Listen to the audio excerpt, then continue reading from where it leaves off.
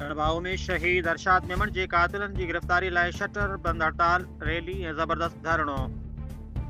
रणबाऊ शहर में शहीद अरशाद मेमन जे कातिलन जी गिरफ़्तारी लाइ मुकमल शटर बंद हड़ताल कई वई, जंहिंमें एहतजाजी रैली कढी वई ऐं आख़िर में शहर जे मरकज़ी हंध ते ज़बरदस्त धरणो हयो वियो।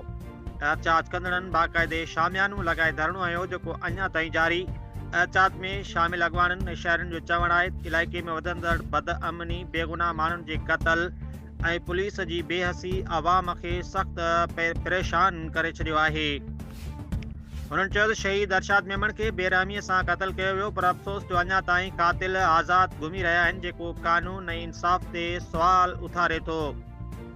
इहा एहतजाज अवामी तहरीक ज़िलाबद्दीन जे सदर साईं महरान दर्स जी अॻवानी में थियो, जंहिंमें तहलका सदर सचल हकीम हालेपोटो, सिंध तरक़ी पसंद पार्टी SDP जे नायब सदर अली हैदर पंवर, ग़ुलाम मुस्तफ़ा हालेपोटो, दिलबर सिंधी, ख़ुदा ॾिनो शाह, साईं अब्दुल वाहिद फारूकी, साईं अब्दुल करीम बुलेदी, खान साहब जमाली, अमीर हसन पंवर, एहसान चांडियो, साईं अहमद अली दल, अमीन सिंधी, साईं नियाज़ कालाणी, ज़मा ज़ौर समेत केतिरनि सियासी, समाजी, वापारी ऐं सिविल सोसाइटी जे अॻवाननि वॾे अंग में शिरकत कई।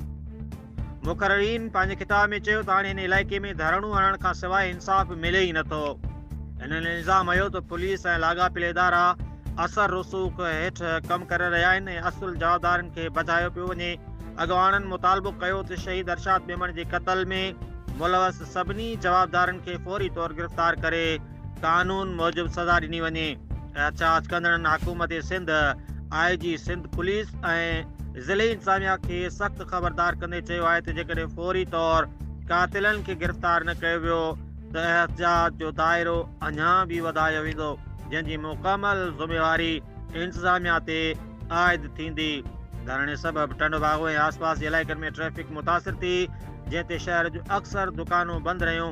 आख़िरी इतलाहनि ताईं धरणो पुरअमन नमूने सां जारी हो। रिपोर्ट करे रहियो आहे Salman Koso, team human rights Pakistan, social media center Sindh, Tando Bago. Tando Bago शहर वासियुनि खे अॼु दस्तो ॾियां, जेके अरशाद अली मेमन जे वारसनि सां जेके बीठा आहिनि, उन्हनि सां कुल्हे में कुल्हो मिलाए अॼु उन्हनि जा हथ मज़बूत कया आहिनि। ऐं असां मुतालबो था करियूं त महिरबानी करे असांखे रोडनि ते अचण ते मजबूर न करियो।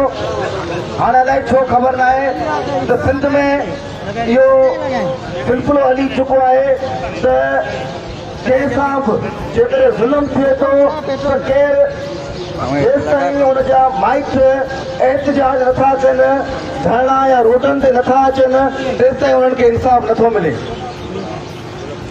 इहा अफ़सोस जी ॻाल्हि आहे। असां वटि कानून मौजूदु आहे, आइन मौजूदु आहे, पर उन ताईं उहो सिर्फ़ु अञा किताबनि में ई मौजूदु आहे। उन ते जेका इम्प्लीमेंटेशन जेका आहे उहा न थी सघी आहे।